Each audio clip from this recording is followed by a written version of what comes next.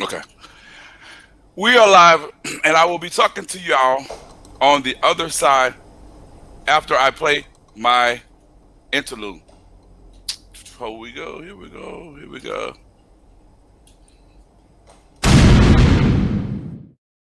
That's right. We're on live. We're gonna get this thing done one way or another. What's up to y'all?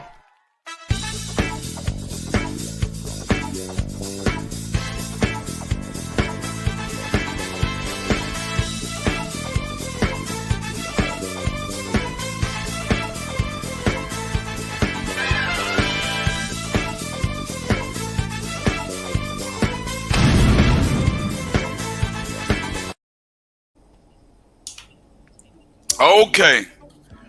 Welcome to Third Eye Visions. My name is Anthony Parker. This month is set aside for Mental Health Awareness Month, and we will be talking about it. At least I will be conversing with a young lady who has been on this show before. Her name is Debbie, and she is in the great country of Israel. Uh, Again, my name is Anthony, and we're here with Third Eye Visions. And Third Eye Visions is the time for you to check out what I do. And what I do is try to bring awareness. Now, there are various issues that I touch upon: blindness, uh, the black community, just anything, just to show you that, you know, this channel is diverse, and I don't just want to shove being blind or the topic of blindness down your throat. So, with that being said, we're going to be talking about mental health awareness. So, I want you all to sit back, and if y'all have any questions, y'all let me, y'all can definitely chime in. And we're gonna make sure, hopefully, this thing works, because sometimes when you're talking to somebody on the other side of the country, there may be some delays, or there may be, some holdups. But we hoping that it's not the case. So with that being said, I want my guest to introduce herself and just give a brief background as to who she is. What's up? Hey, Anthony. Thank you so much. Motivating the Now, ladies and gentlemen, we're blind. gonna conclude by saying, "No, I'm just playing. Go ahead." Motivating the blind, stimulating the mind. And welcome all kind. Yes, thank you for welcoming me, No, glad to have you Anthony. here. You're always a guest, and as I tell everyone, each and every one of my guests, you're always welcome to come back and talk. It's not a one-time thing. This is your show, so I'm working for you. So tell everybody a little bit about where just briefly where you're from, about 3 to 4 minutes, and what you do. Okay, well, I am originally from, I'm a native Washingtonian. I'm originally from Washington, D.C. I was born and raised. My family is from Virginia. And I immigrated to Israel once I found out that I had Jewish ancestry. And I've been here since 2008. And around 2011 is when I suffered my greatest sight loss. My eyesight began to deteriorate, the disease began to progress, and eventually by 2012, I became legally blind, and I am a guide dog user. I do some work here, volunteer work, and an advocate in the blind community here. Beautiful community. I was very blessed to be receive training from the rehabilitation centers here. Mm-hmm. And if it wasn't for them, I'm telling you, I don't know where I would be. So I'm an advocate for orientation and mobility. I'm also a novice at writing. Currently writing my third book. Actually, just published my third book, and that has to do with myopia maculopathy, which is the disease that I was born with. Okay.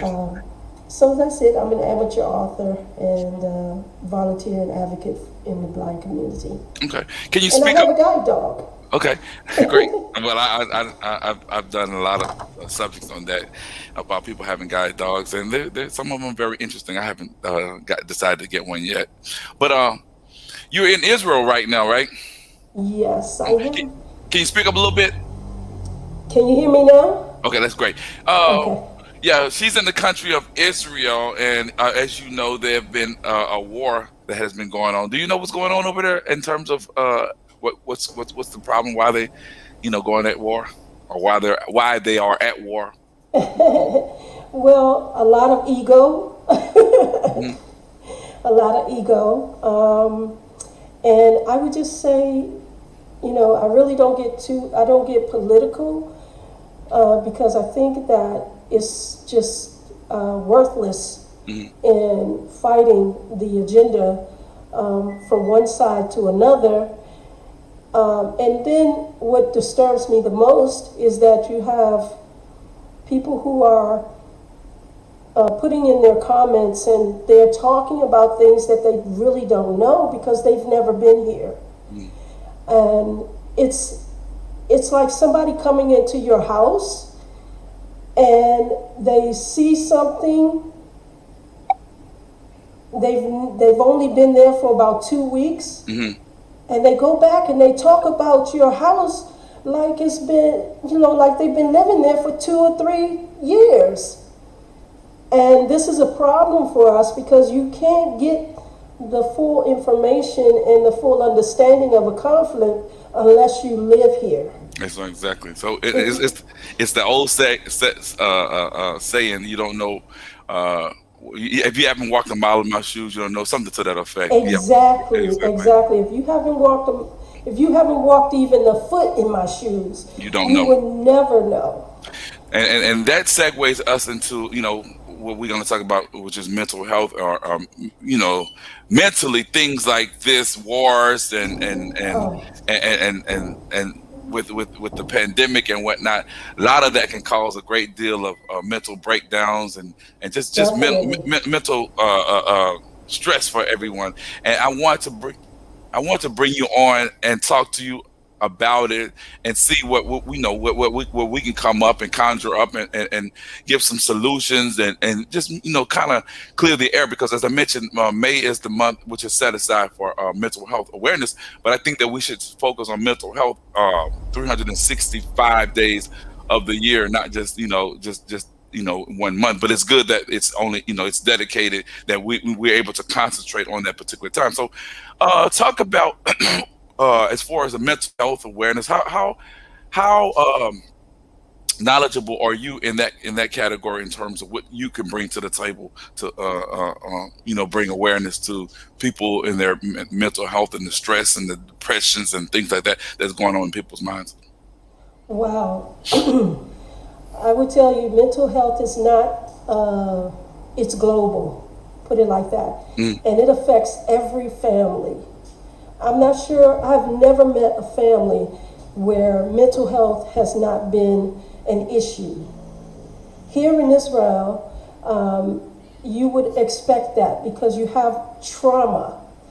And as you know, trauma can be the center and the focus of where your mental health is actually stored. You know what I'm saying? yep. In other words, if you've had trauma in your life, all of those mental health issues would stem from that. You Mm, would have, like what they call in coronavirus, the spikes. You would have spikes coming from that center. So that's why mental health professionals are important to us. mm, Counseling, all of these things that the health, in the health community can offer mm, is very beneficial because prior to us as a person of color, as mm, people of color, mm-hmm. we've struggled in that area for so long because of negative things that have happened. And you must have been reading my mind, because I want to bring up this the situation as to why do you think a lot of people, people of color, people just in general are afraid to talk about when you mention the word mental or mental health or this and that and third, they go like, well, I don't have no mental problem or this and that and third. When people have observed them as doing something that's kind of abnormal or against that's against the grain, why do you think that they're afraid to really discuss it, as an individual? Well, I think it goes back to the Tuskegee experiments and other experiments that have happened in the black community, which is pretty ironic to me now, is because people are running to get vaccinated, Right. but yet they don't think about what happened to the experiments, Mm, to the community, the black community in those previous experiments. mm, And just, my opinion, in my humble opinion, I think a lot of what has happened previously to people of color and experimentation in the health fields are contributing factors mm. to our mental health. And do you think? Go ahead. I'm sorry. Go ahead, go ahead. Do you think alongside that creates a great deal of stress, that creates a great deal of depression, and not just specifically, and you brought up a good point with the vaccinations and things like that, but just overall, do you think that creates a great deal of depression for everyone when you think about stress, when you think about things that are just factors that are pressed upon you to create mental instability, that's a big problem too. So comment on that in terms of how other factors can really affect a person's mental stability and cause them to have certain anxiety attacks and things like that. Fear. If someone is always, they can present things to you if you are a person that listens to a lot of things, and you're sensitive about certain issues. There are people with certain amount of power, or that you can actually give a person power to manipulate and control you through the venue of fear. All they have to do is push a button. They find your button and they say, oh, this person is afraid of getting sick. And they work that through all kinds of propaganda, fear, and you don't hear things like experiments. You don't hear words like, we don't know. You don't hear those because the fear has pretty much overcome all of your conscience and all of your common sense, because you can't operate in fear. You can't even love in fear. So it's a problem for us. I definitely agree. I mean, I think people. I think people should, as I mentioned at the top of the conversation, that mental health should be focused on not only just for the month of May, but throughout the whole time, because there's so much that can cause a person to create a sense of anxiety, depression, fear, all these things, which is detrimental to a person's health and create a great deal of probably mental breakdown. So there you know the more attention that we bring to it, the better off we as black people, as we as blind people, we as Americans will be, because I don't know the statistics of individuals who may have had mental breakdowns or depression or things like that, but I know it's a lot. You want to comment on that? Yeah, I mean, because when you have people with agendas to control and to keep you in a certain place, they will focus on the weakest part of you. And what is that? Your family, the family dynamics, and they will, there are people who keep you there. We call it the crab pot mentality. And you know, as a person of color, you really know that that has been a saying throughout all our generations. A long time. Yep. Yeah. And that, exactly, and I think that's where we need to start at. Where does that come from? Well, first of all, if you have a group of people, if you have a crab pot, and I've heard somebody say, well, what were they doing in that pot anyway? Mm. You know, but my point is, okay, they're there. Let's look at the situation. You have people at the bottom of the pot, and they're not moving anymore. Mm. Okay? And they're reaching up in their last bit of strength, pulling you down. Why is that? I Why is mean, that? I normally say because that person is jealous of the progression that that individual has made. So it's like basically jealousy. That's what I look at it as. And And with where is that coming from? a condition, I think it's conditioned, and that also plays a part into a person that is if you have been conditioned to think a certain way and what have you, and you go out and you try to make things happen for you and your family, and people constantly pull you back or say that this is never going to work. That could create a great deal of mental stress on you as well. So I mean, it comes from we may say other races, other individuals who may have programmed individuals to think in a certain way. So with that being said, I just look at the fact that mentally people have to be strong. I mean, we are not here to provide a great deal of numbers, percentages, and things like that. But we're just talking among we're talking amongst friends to understand that if it's a situation, there's a mental breakdown in certain situations, you have to, and a lot of people don't want to go and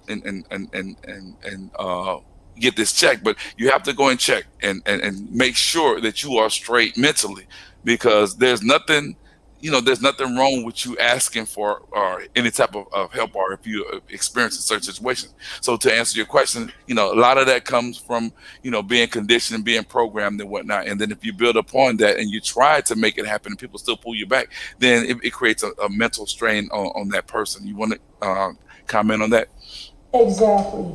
And it causes anxiety, it causes depression, because your soul is not created to be in bondage. That's right. So the people I like around that. you, I like what you just said. Say that again. yes, your soul is not created to be in bondage. Mm.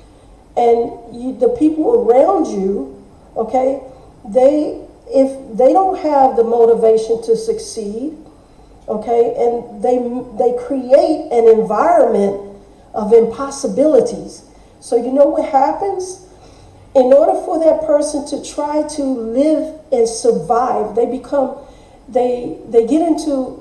move into a survival mode. Okay? And once they are in that survival mode, they begin to change and sometimes morph into something that will force themselves to stay in that situation and work and survive in that situation. And So it's you have it's sort of more of like a limitation when it happens like that, though. You have to it's like when a you box. right, exactly, exactly. It's a box. It's somebody that's forcing you to live in a box, and your soul is saying, "But I want to go out," and they're saying, "No, I don't want you to go out." What you think happens? As we segue, that has also it has a play in everyone's life, but it also has as far as us being visually impaired individuals, and I'm gonna harp on this just for a second. That can play a part into blind people or visually impaired people's lives as well, because people do have a tendency to put you in a box and say, okay, well, you're blind, you're only going to do music, you're only good for just doing music, or you're blind, you're only good for just X, Y, Z. But music was the first thing that comes to my mind, and it sort of kind of puts everyone else who's visually impaired to come to be in that same thing, and that creates a great deal of mental stress. As I go back to the same thing, what we're talking about, mental stress, because you can't, they don't want you to really push any further. Am I correct in saying that, or I could be wrong? You are correct, and what they're doing is they are catering to the myths Mm. and the Exactly.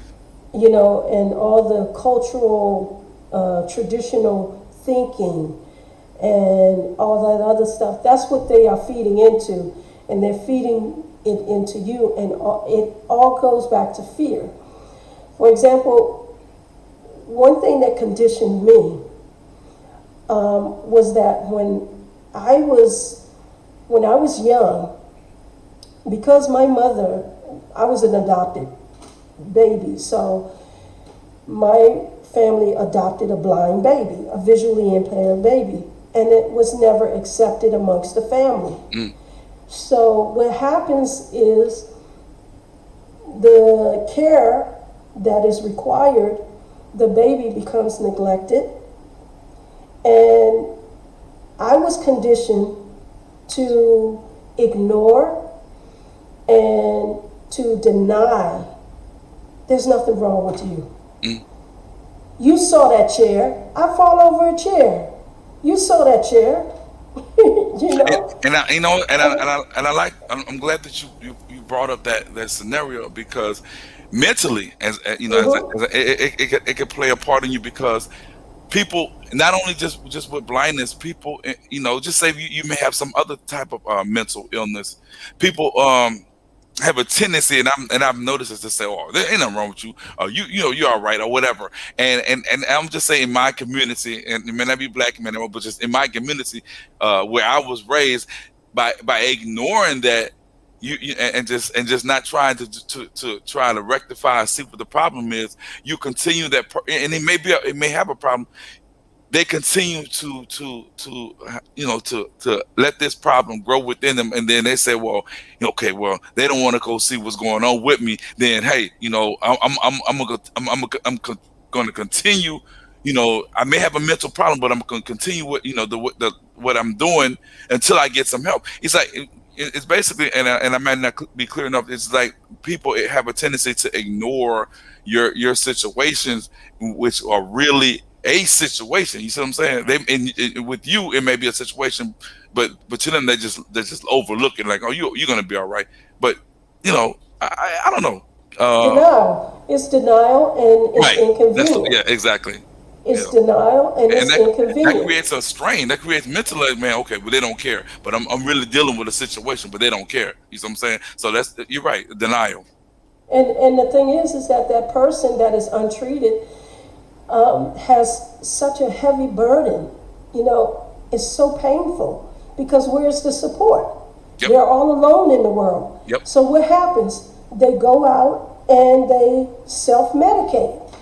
That's What do they there you self-medicate go. on? Drug. They self-medicate on drugs. Yep.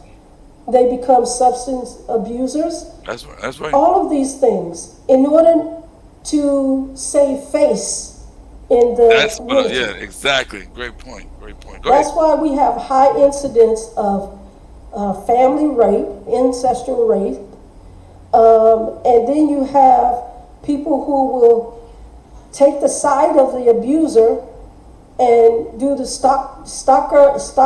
what is it, stalker syndrome? I forgot what you Stockholm. call it. Stockholm. Stockholm syndrome. Uh, Yes. So you have a lot of people in the family with Stockholm syndrome.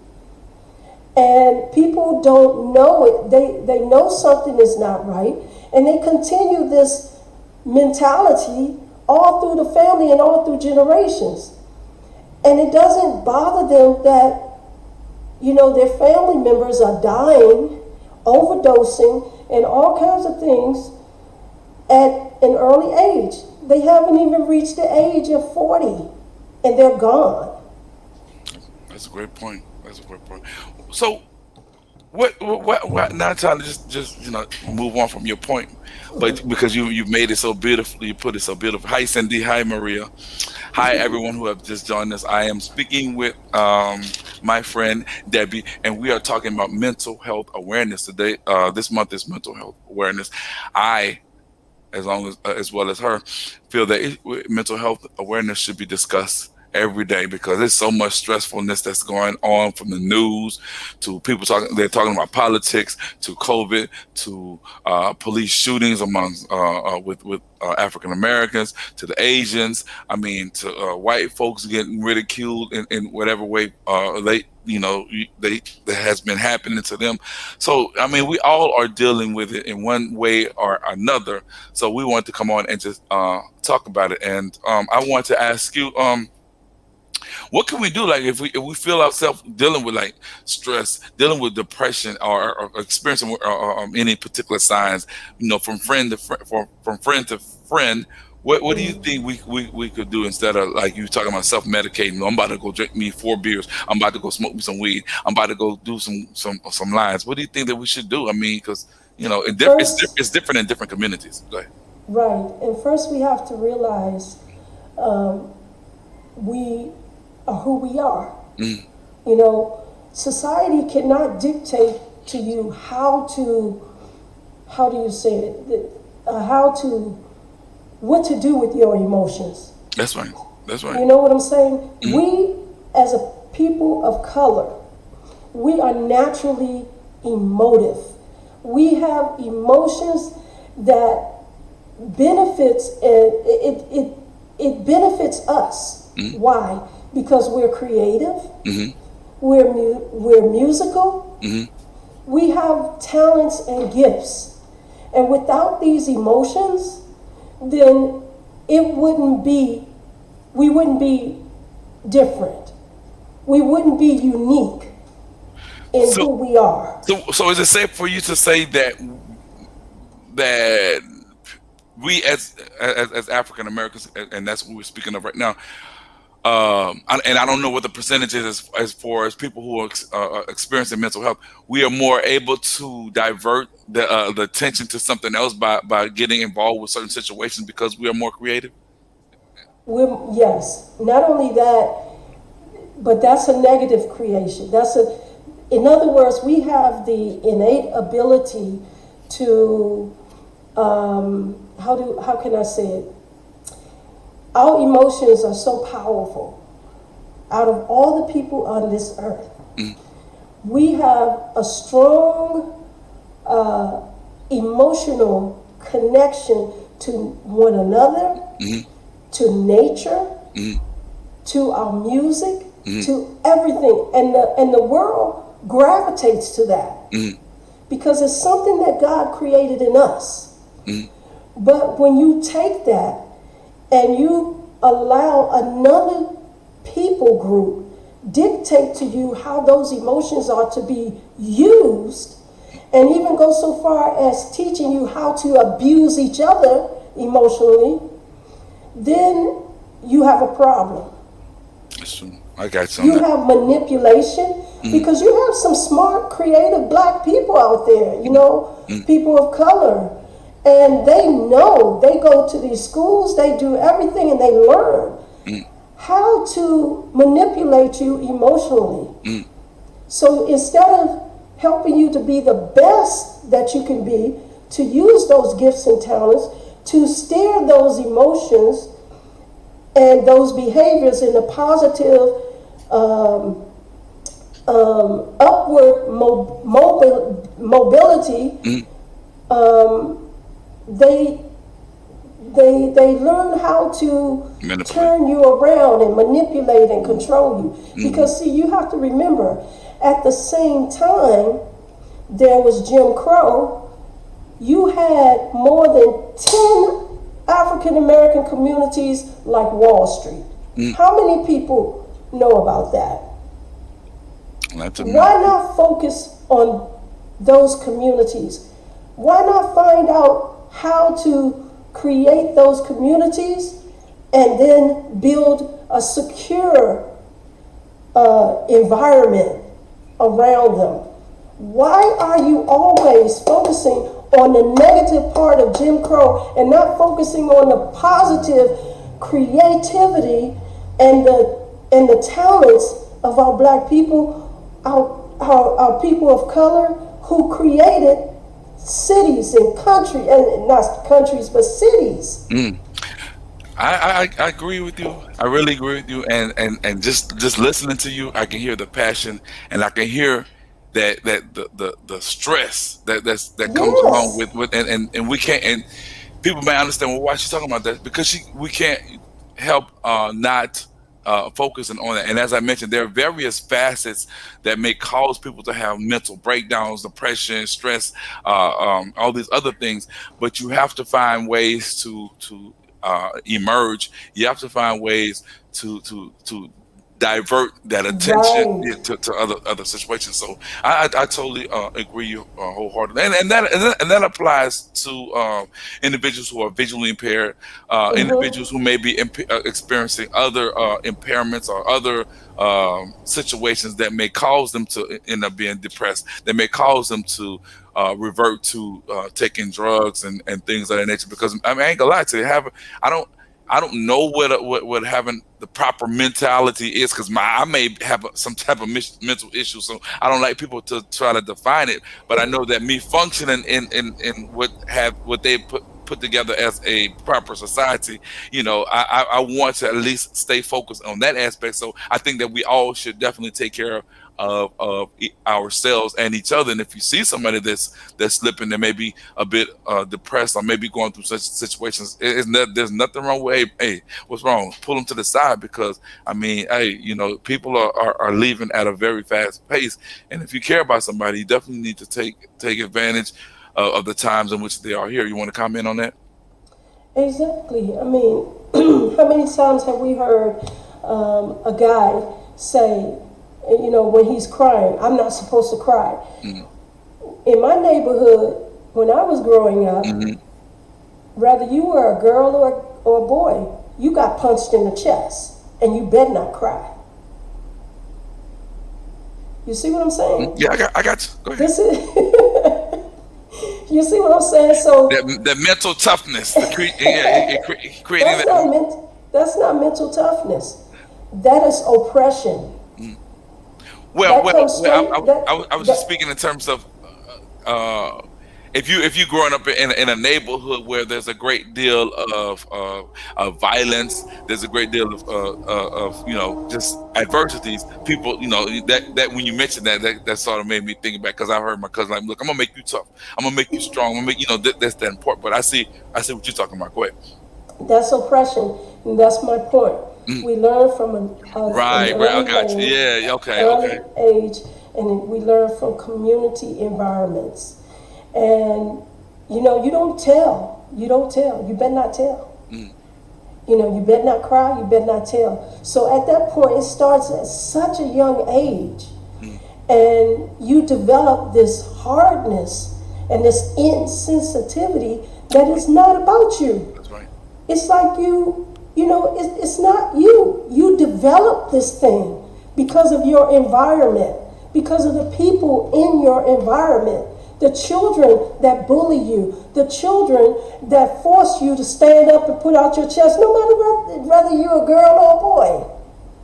You see what I'm saying? I got you. Those of you who grew up in the projects, you know what I'm talking about. Mm, mm. You better not tell. And Where that's does that, that come from? and that's what I'm talking about. And that is a point, and that's a great point, because by me, adding to that, as you talk more about it, I look at what you actually were talking to. Cynthia says she's glad we're doing this topic. I'm glad you're here as well, Cynthia. But yeah, Thank you, we're Cynthia. I'm speaking with Debbie. She's from Israel. She's an author, as well as a lot of other things. And we just want to talk about mental health awareness, man, because I'm telling you, it's just, look, I listen to and people tell me, Anthony, you shouldn't. I listen to a lot of the news, CNN. I'm not, CNN. I listen to that, and just some of the stuff that I hear is I want to hear it because I want to be able to know, but then I get a reaction from it. I get a reaction from it because I'm pissed off with certain things, and that can create a great deal of stress, anxiety, and things like that. And I don't, like I said, I don't know the percentages of people who have anxiety, but I'm just here to talk to you in realness and let people know that the things that we encounter can create a great deal of anxiety, can can cause a great deal of depression, which can lead to things that we shouldn't partake in. So it's best for us to, as Debbie had mentioned earlier, to talk about it, because there's nothing wrong with sharing your thoughts with people. Look, bro, I mean, you tell everything else. Look, I'm going through some things right now, man. I need some help, and there's no and talk about that, Debbie. Why people are afraid to say that they need help. Um, Pride, you think? Oh, you answer. pride, exactly. It's the black pride. You know, don't let them see you sweat. Don't let them know. Don't show. You know the attitude. You know, you got to have an attitude. People are, in the as people of color, we're known for our attitude and how we respond to others, and show some aggression. But these are learned behaviors. It's not even a survival tool. I mean, you take this everywhere you go. Mhm. And when it's time to deal with it, we don't want to. Why? Because we have to go back into that same environment. And when you feel naked in that environment, it could be your family, it could be your children, it could be your, but you can't go there naked. You see what I'm saying? That's You, good. you can't go in there naked. You can't use your new tools. You can't bring them back into the fold and have the family say, "Oh, I want to use these too." Mhm. No. And and and and They and, and, say, and by Anthony, they and by and, say, go we've ahead. been doing this. We've been doing this. I had an aunt. I had an aunt tell me. She told me point blank. God rest her soul. She said to me, I said, Aunt Shirley, you have a lot of skeletons in the closet. I said, this family has a lot of skeletons in the closet. She said, yeah, and they're going to stay there too. Yes, indeed. Yep. We trying to keep them submerged. You know what I'm saying? I don't want them to come So out. it's But going to take the current generation. Anthony, I have lost two nephews to suicide. Okay? mm, And and the reluctance of even family members that are in the healthcare field to address the issues is baffling to me. These are the people that has been put in place, to go and learn and to understand and bring this information back to the family. mm, Becoming counselors yes, and yes, therapists themselves, yes. to treat their own. I don't know why we don't do that. Why do we feel, some of the people of color feel so insecure that the only thing that they do is go to work or they go to school to learn, but they don't go back to their family members and teach them, show them. You know, I don't I, know. I agree. I strongly agree. And it's best to share what you know. So I mean, if you like you said, the counselors and people who have counselors in their families, people who drug counselors or whatever Yes. to pass that on, because when you bottle all that stuff up, say for instance, if I'm dealing with issues, mental issues and whatnot, and I bottle that inside, that creates a whole a whole other situation when I may go out and lash out against the wrong person, or a person who may keep all this animosity inside and may want to go out and kill some people and things like that. So I think just communication and talking, and it's easier said than done, but it's the truth. I mean, there's nothing wrong with talking it out, talking, stressing, because stress kills, it kills you. Mm-hmm. It kills you, creates you. It creates blood clots. It creates all kind of other Strokes. yeah, exactly, that you don't have to deal with. And Mm-hmm. I don't know, people of color, they're afraid to share their true feelings. I mean, I'm an exception. I share, I share my feelings, but overall, there are lots of them who don't want to share their feelings. Just get it out in the open, man, and deal with it. And Go then ahead. And then it's always about a guy who has these feelings and share them. They're punk. You Yeah. know, Oh yeah. this Oh yeah. is, This one. they're Yep. punk. They're labeled. But I just want to encourage all of you out there, especially in our communities of color, you know, no longer be afraid. There's one person, there's always one child that you can reach. One child. Don't give up. Go through your, go, look, Bebe and Pookie might not be interested, okay? Mm-hmm. Forget Bebe and Pookie. Mm-hmm. But they have children. And that child is suffering alone because Bebe and Pookie won't pay any attention to them. Bebe and Pookie is already out. Then, they're doing their thing. But the thing is that reach out to that child. You will know that one. And it only takes one. And you've saved a generation. All right. I like that. I like that. And as we come to the music, these were some great points that we pointed out. I mean, we talked about mental health issues, and I want to say this: I don't profess to be an expertise. Neither do any of my Yeah. guests, or neither does. Mm-hmm. We're just speaking as friends and talking about it, and it's more. It makes it to me. It makes it more real to me and other people who are on my level, because I'm not throwing out a whole bunch of numbers where people really can't relate. So with that insight, I'm just giving you my insight. Debbie is giving her insight, and as to what she feel could be done, and what she feel the experiences that she has to help people who have gone through mental health situations and whatnot. You want to comment on that, Deb? Because we ain't trying to sound like we know it. No, No, no, it's just, no. yeah. Go It's ahead. and it's better to get from people who experience, these things. It's better to go to a therapist that will actually share their experience with you, and that way you get a connection. But if you're not connecting to your therapist, find one until you can connect. Find one that you will connect with. Yep. And the next time, I would like to touch on a little bit about a genetic uh, proponent, a genetic connection, Hmm. because your therapist has to also be knowledgeable about the genetic part that is contributing to Preach. some of Yeah. the issues of Yep. mental health. So there need to be like a full, you have to have like this full, a therapist that know how to treat you whole. Looking at not only your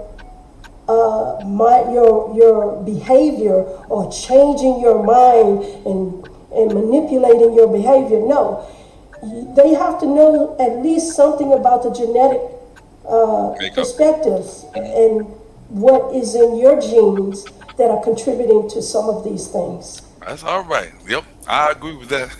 That's so true. So Yes. I want to thank you for coming on and sharing what you know, because I ain't know nothing.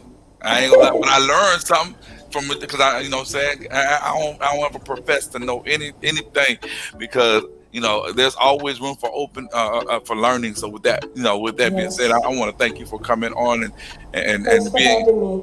yeah, being a returning guest, because what I'm saying, it's good when you create that that what's the word? Camaraderie And and yeah, so that yes. everything can run smoothly, when as opposed to just having somebody in one time and you don't really know them and they just come and leave and whatever. No, I want to make people return guests, if they have something that's pressing to talk about. Hey, bring Mhm. them on. And mental health awareness is very important to me, for real. So Yes, with that being definitely. said, what's next for you?